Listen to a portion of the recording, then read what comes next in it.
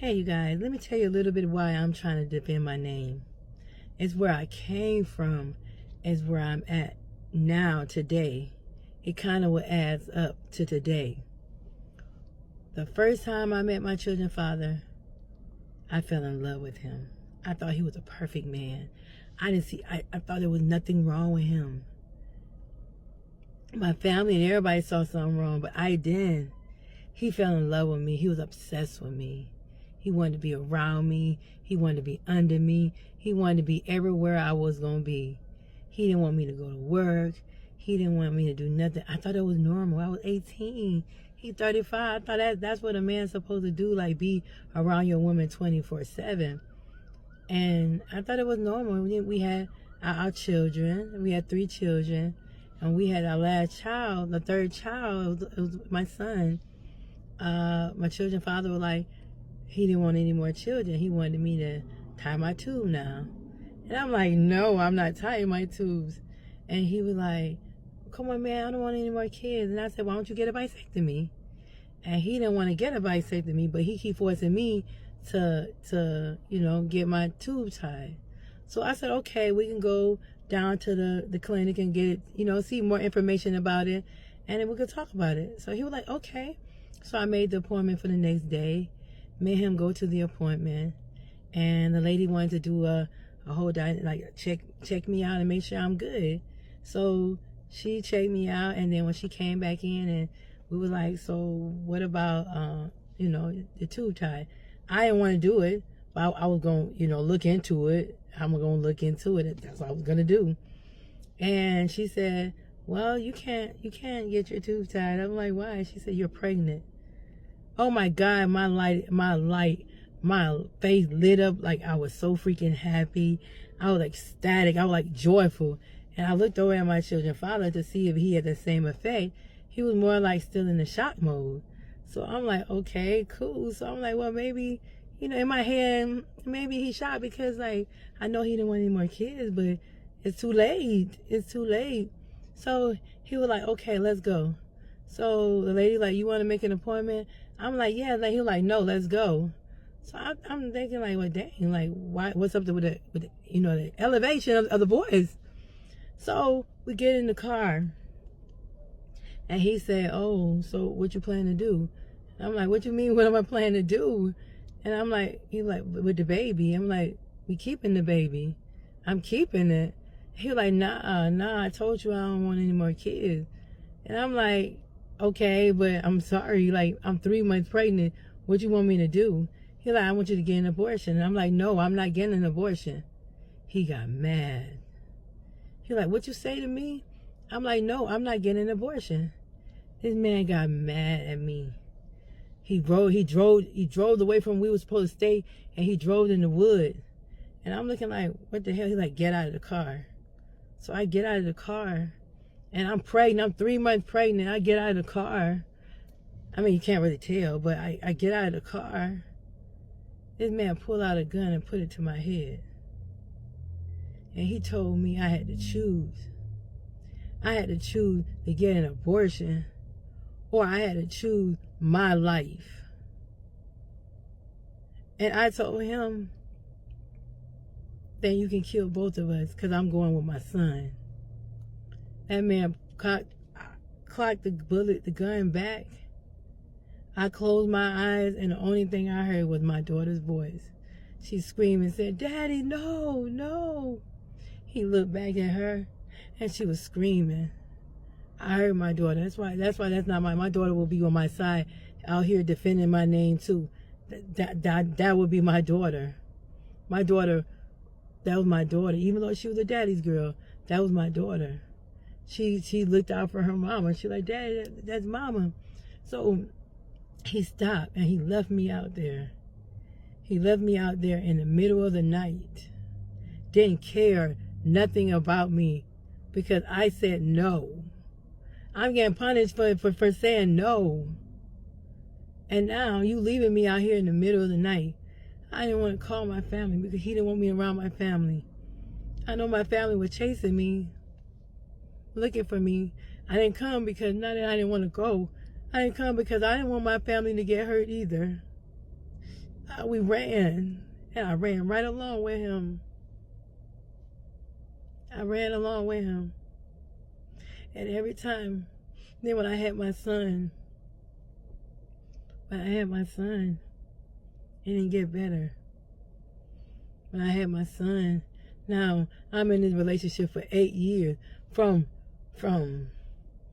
7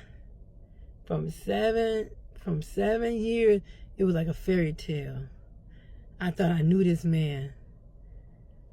3 years from 3 years until then, it was a whole different person. I wasn't looking at this man anymore. This man became obsessive. He didn't want me to go out the door. I had to leave school. And I tried to leave. I tried to get out of there every time. I had nowhere to go. I couldn't go. He knew where my family stayed. So I would try to call the cops. And I called the cops one time, and the cop came. And the cops came to that door. And I grabbed my kids, and I grabbed them to run out the door. And the cop stopped me. The cop knew him. The cop stopped me. And my children's father walked up to the cop and told that cop to arrest me. That man walked up to me, my children's father walked up to me and told me, I'm going to take everything. I'm going to show you what a nigga feel like. He said, I'm going to take everything you got. Everything you own. I'm going to put you on child support. I'm going to make you never see your kids. And I'm crying to this man like, what did I do to you? Like me. I was submissive to you. I did everything you wanted me to do. It was never a day you asked me for anything. I was always there. I couldn't leave. You was always around me. What did I do wrong? Because I chose not to get an abortion. Now you hate me. Now you hate me. Now you leaving the house. Now you left the house and you cheated now. How I know you cheated? Because every time I used to ask you for some, you give it to me. Now you don't. Now I'm like, enough is enough. I'm out of here. I'm out of here. I left. I grabbed my kids and I left. When I grabbed my kids, I left. I couldn't go to my mom and dad's house. We went to hotels. We went to places. People used to call my parents and tell them that they saw me. And I found I had to run. Not because I wanted to. It's because he knew them. I didn't want him to hurt my kids, hurt my family. So I ran.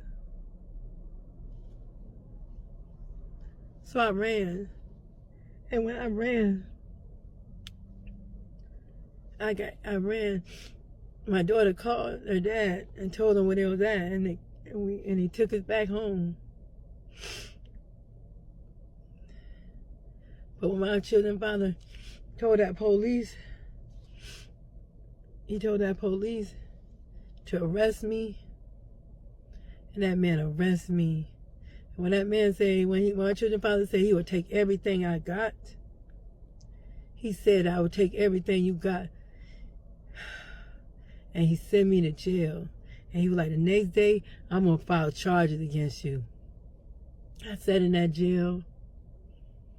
Only thing I thought about was my kids.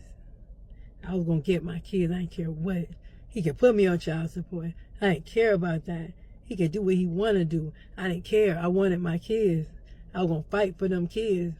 I was in jail and I was sitting there and I was crying. I was scared of those ladies in there.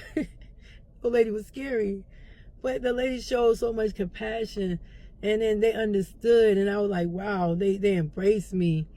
It was the first time I seen love from women, not in that way, but like they showed love. Like they were very compassionate. When I came out of that jail, I stayed in the homeless shelter. I was not going to go to my mom and dad's house. I was on the run. Everywhere I went, that man used to pull up with a gun.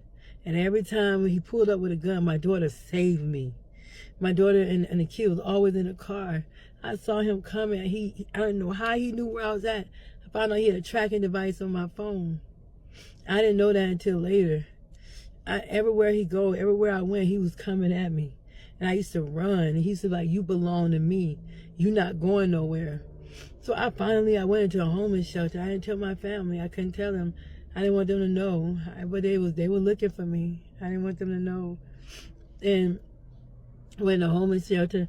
I was looking up how to go to court. I was trying to find things. I tried everything. Everything. I worked as a janitor. I worked as I was washing clothes. That's why people say, oh, you did this. I don't mind. I did it all. I did it all, and I was happy doing it because I had a job. I ran. Finally, my children's father knew how to get me. He called me up. This is 3 months later. He called me up, and he wanted me to have dinner with him. I go. He like, the kids miss you. I was like, we need to go in the public area. I thought he was gonna bring the kids, and he didn't bring them. And when I came into the dinner table, we sitting down, and that man asked me. He said, "Are you ever gonna be with somebody else?" I said, "One of these days I will." That man got mad in the middle of the restaurant, and he started having seizures on the floor. When he started having seizures on the floor, he told me, he said, leave. I was leaving. Then I looked back. Something told me to leave. A voice told me to leave. I promise you, the voice said, get out of there. I turned back around and came back. I came back because he was my children's father, and I couldn't see him on the floor like that. So I came back, and he didn't want to go to the hospital. He told me the kids was at the house. The kids miss him. So I drove them to the house. And when I came to the house, it was a big party at the house. When I came into the house, and he wanted to start an argument at the house, and I'm like, no, I'm not arguing with you. When I went into the house, I grabbed my children, I went into the room, and I locked the door. When I woke up the next morning, my children was gone. I knew the kids had to be with their dad, because where else could they be? So I get up to put on my clothes, about to leave out of the room. As I was about to leave, my children's father walks into the room. When he walks into the room, he wants to have sex with me. And I'm like, no, we're not together. I'm done. This is over. He's trying to pull my clothes off. I'm like, no, I'm fighting this man. And he pushed me to the ground. When he pushed me to the ground, my book bag flew off, and I had my computer in it. And when he pushed me to the ground, he was like, forget it. So he stumped. I thought he was leaving. I grabbed my book bag. As I grabbed my book bag, throw my back, and I'm going to leave out, he walked back into the house with a gun. He walked in the house with a gun. My children's father of my kids, the woman, I was submissive to him. I did everything he wanted me to do. I never said no but one time. I said no but one time. And from there, it started. You think you know somebody, but you don't. He walked in the room with a gun. I believe I was like 5 feet away from him. That man didn't try to threaten me. That man didn't say, if you leave, I'm going nowhere. He said, if I can't have you, no other man will. And he shot me in my right leg. When he shot me in my right leg, blood pouring everywhere. Blood was coming everywhere. And then, oh my God, I'll finish later, y'all. He put the gun and he pulled the trigger and he shot me in my right leg. I begged that man. When I saw that, it was blood everywhere. Blood everywhere. I'm looking at, like, what the hell? Like, my life flashing before my eyes. Only thing I remember is when God told me not to go. He told me, he made that plain as clear. I heard his voice said not to go. When I was in that situation, I heard his voice say, do not go. And I went back. I went back because of my kids. This man shoot me in the leg. Blood everywhere. I'm begging him, please, please. I promise you, I tell the cop I did it. I'm begging him. I'm begging him, like, please. And he shoot me again in the leg. He mad at me because something I didn't do. I'm like, why in the hell am I getting punished for something I didn't do? I'm screaming, calling. There's somebody else in the house. I was screaming, calling the other person. They didn't answer. I understand now. I don't think I would either. Because, come on now. But I was screaming, calling them. They didn't come out. And then I'm still screaming, and he's telling my children father, telling me to shut up, shut up. And I'm like, please, please, I'm begging the man. And then when I said I'm begging him, he took the gun and he shot me right here. He tried to shoot me in the heart, but he shot me right here. When he shot me right here, my whole body went paralyzed. I hit the floor. When I hit the floor, I only have half of my body up on the side. And I'm looking at blood everywhere. My eyes going in and out. And I'm begging this man, please, why are you doing this to me? I'm like, with my kids, I'm begging with the kids. Like, I'm thinking that he did them too. I'm begging, like, I'm telling this man, I did nothing to him. I did nothing to him. I said no. And this man go off like this. And then he shoot me. When I go hit the floor, he's screaming. I'm screaming, calling for help. I'm still screaming, saying, begging him, please not to. Trying to find every solution, trying to find every way to get out of here. I'm fighting it. He goes outside. Something told me to shut up. Something said, shut up, shut up. So I got quiet. I listened this time. I remember watching TV. Something said, if somebody have a gun and they tell you to shut up, shut up. I got quiet. And when I got quiet, he was on the phone with somebody. And he told a person, I'm gonna shoot Fatima in the head, and I'm gonna shoot myself in the head. I heard him say that. It was loud and clear, and I heard God's voice say, pull yourself under the table. I don't know why that table was in there. That table was odd. I don't know why that table was in there. They said, pull yourself under the table. I'm trying to pull myself, and I can't move. Only thing, I see blood everywhere. I'm like, I'm fighting this because I gotta get to my kids.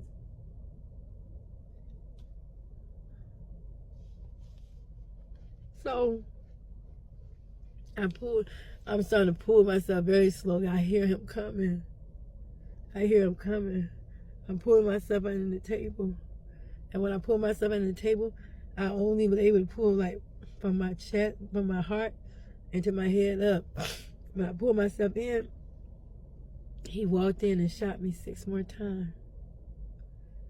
He shot me in the knee. He took one of my lungs. The bullet traveled through my body,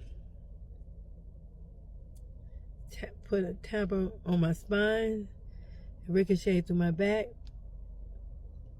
I have a cross on my chest and all the way down to my stomach. I had a trach. I lost all my hair. I woke up from a coma 3 months later. But before I woke up, I was in another world. I was in a world that was not peaceful. That world was not heaven. You know exactly who you are. You know what you look like. You know what you feel like. You think just like who you thinking, like right now, just close your eyes. That's who you are. If you feel pain, you gonna feel pain. It was not peaceful. That was not heaven. I call that hell. My soul kept sucking into this dark hole, and I fought it. And I kept fighting, and I said, Lord, I'm not supposed to be here. I fought. That hole kept coming, and it got bigger and bigger.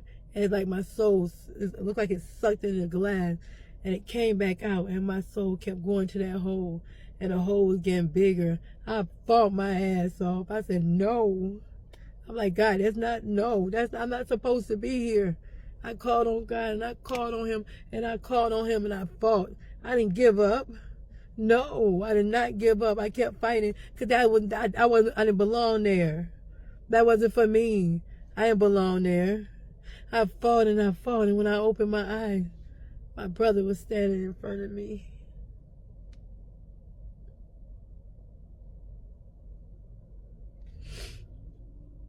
My brother was standing in front of me.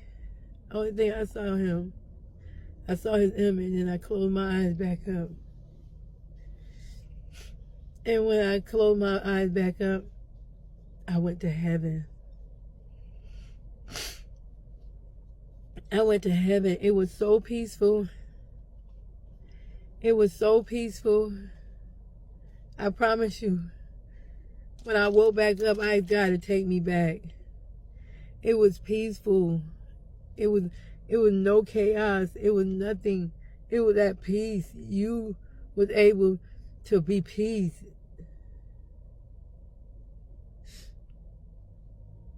It was so peaceful. Oh my God, it was so peaceful.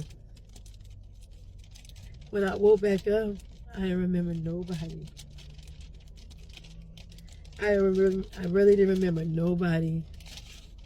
I'm opening up my eyes. I'm on all these tubes. I can't talk. I can't walk. I waited. Going in, I was 200 and some pounds, 250, 230 pounds, because I was pregnant at the time. 250 pounds.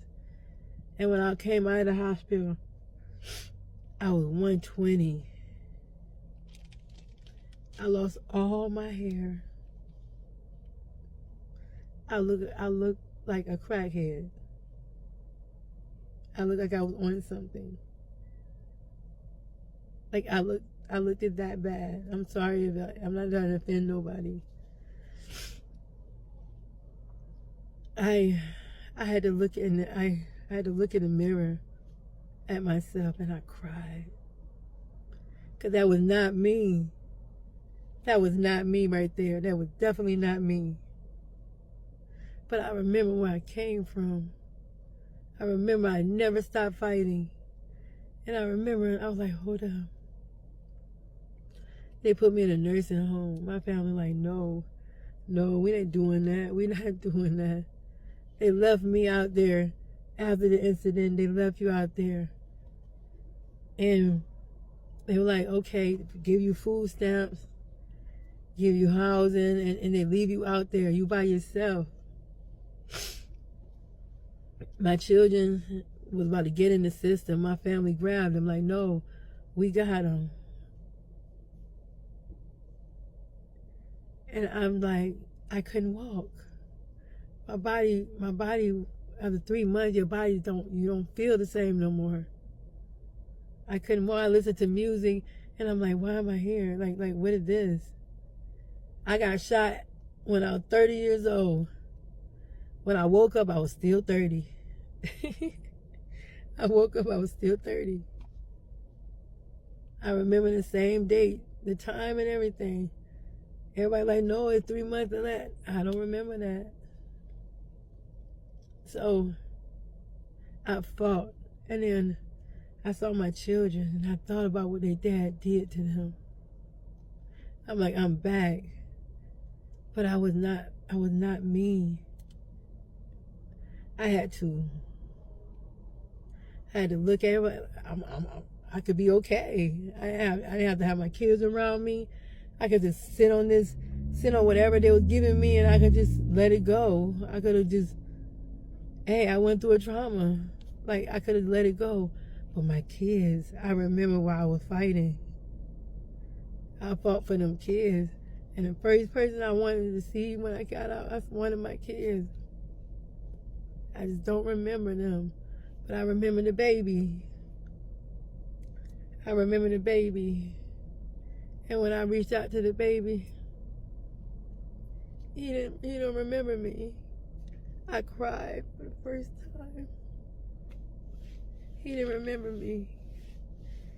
I remember I told my sister, I can't do this anymore. I can't. My family like, but them kids, they're already going through something. And I knew my older daughter took it the worst.